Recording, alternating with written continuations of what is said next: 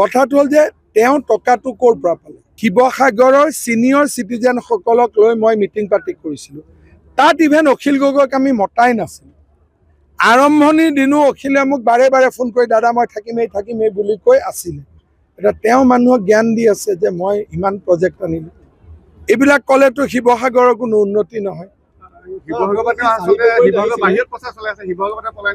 পলায়ন নহয়, এইবাৰ তেওঁ ক'ৰ পৰা নাজানো ভালকৈ টকা পইচা বিলাইছে।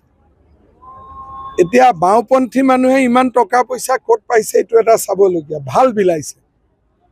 এটা হ'ল শিৱসাগৰত টকা পইচা বিলাই তেওঁ এটা প্ৰমাণ কৰিলে যে he is not a man of principle. আপোনালোকেও শুনিছে নামঘৰবিলাকত অমুকত ইচ্ছা কৰিলে মই লিষ্টখনো বনাই দি দিব পাৰোঁ ইলেকশ্যনৰ সময়ত। কথাটো হ'ল যে তেওঁ টকাটো ক'ৰ পৰা পালে, এইটো এটা ডাঙৰ প্ৰশ্ন।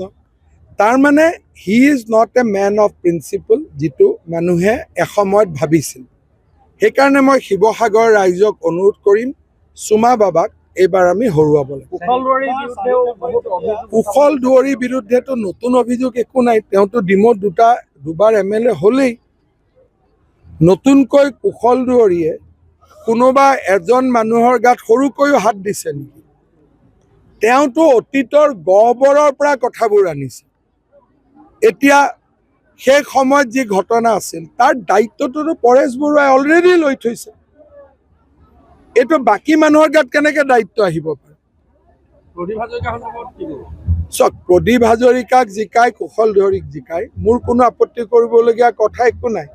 আমার अपील तो हल सुमा बाबा घरुआब लगे। सर एक तरफ बीजेपी इलीगल मियां को भगाना चाह रही है और असदुद्दीन ओवैसी आके मियां जिंदाबाद नारा दे रहे, क्या कहेंगे?